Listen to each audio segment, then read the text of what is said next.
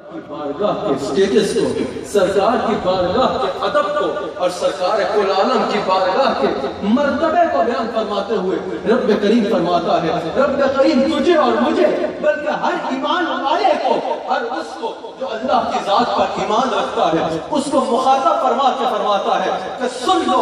جو میرے حبیب تمہیں دے وہ لے لو،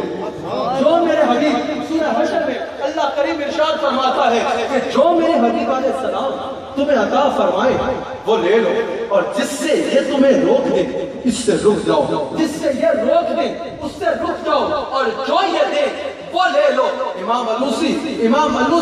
روح المعانی میں ارشاد فرماتے ہیں، روح المعانی میں ارشاد فرماتے ہیں کہ اس کو صرف گویا کہ مال غنیمت تک نہ رکھا جائے جو موضوع ہے، بلکہ یہاں ماں جو ہے اس آیت میں یہ عموم کے لیے ہے، یہ عموم کے لیے ہے۔ اور امام راضی تفسیر کبیر میں اس آیت کی تفسیر میں ارشاد فرماتے ہیں، اس آیت کی تفسیر میں ارشاد فرماتے ہیں کہ بہتر یہ ہے کہ سرکار کی ہر عطا کو اس میں شامل کیا جائے، ہر عطا کو اس میں شامل کیا جائے۔ تو امام علوسی اور امام راضی یہ کہہ رہے ہیں کہ یہ صرف ایک معاملے میں نہیں بلکہ ہر معاملے میں ہر اختیار اللہ سرکار کو عطا فرما رہا ہے اور مخلوق کو فرما رہا ہے کہ جو لینا ہو میرے مصطفیٰ سے لے لو، جو یہ دے وہ لے لو، جو یہ دے وہ لے لو۔ اس سے یہ پتہ چل رہا ہے کہ رب کریم فرما رہا ہے جو یہ دے وہ لے لو، تو رب کریم کے اس فرمان سے اہل نظر کے لیے یہ نقطہ واضح ہے کہ رب کریم فرما رہا ہے کہ اگر کچھ بھی چاہیے ہو تو در در کی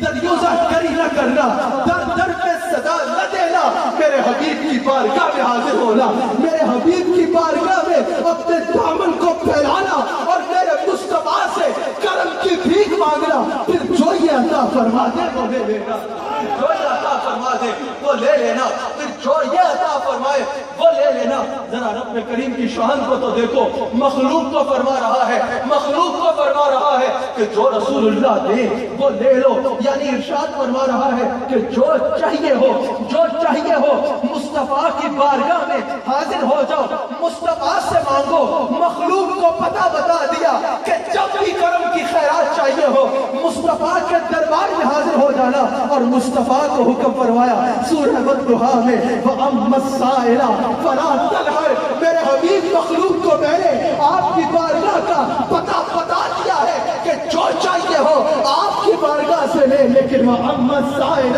فَلَا تَنْهَرْ، حبیب آپ کسی کو اپنے دربار سے خالی نہ بھیجیے۔ سبحان اللہ، یعنی رب کریم نے رسول اللہ کو مخلوق کو حکم فرمایا کہ جب بھی کرم کی بھیک چاہیے ہو، جو بھی سوال ہو رسول اللہ کی بارگاہ میں حاضر ہونا، سرکار سے بھیک مانگنا، سرکار سے بھیک مانگنا، اور سرکار کو حکم ارشاد فرمایا کہ وَأَمَّا السَّائِلَ فَلَا تَنْهَرْ، میرے حبیب آپ اپنے دروازے سے کبھی کسی کو خالی نہ موڑیے گا۔ یہی تو سلسلہ دیکھ کے ہمارے امام احمد رضا خان نے یہ کہا کہ وہی رب ہے جس نے آپ کو ہم تل کرم بنایا، ہمیں بھیک مانگنے کو آپ کا آستہ بتایا، تجھے حمد ہے خدایا، تجھے حمد ہے۔